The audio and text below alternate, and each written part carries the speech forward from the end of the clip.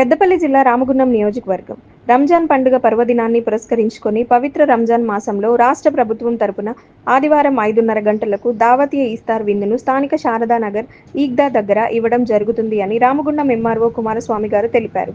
ఈ కార్యక్రమానికి ముస్లిం సోదర సోదరీమణులు అందరూ విందుకు రావాలని, ప్రభుత్వం నుంచి ఇచ్చే విందులో అందరూ పాల్గొని విజయవంతం చేయాలని ఈ సందర్భంగా ఎంఆర్ఓ గారు మాట్లాడుతూ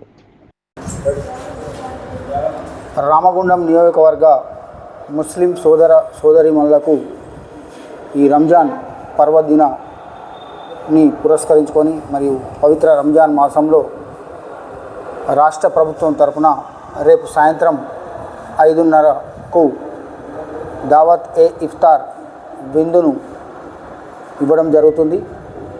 స్థలం శారదానగర్లో ఉన్నటువంటి ఈద్గా వద్ద.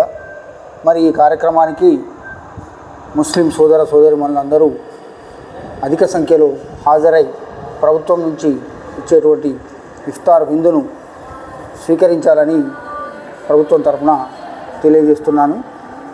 మరియు నియోజకవర్గంలో ఉన్నటువంటి అందరు ముస్లిం సోదరీమణులందరికీ ముందుగా రంజాన్ శుభాకాంక్షలు తెలియజేస్తున్నాను.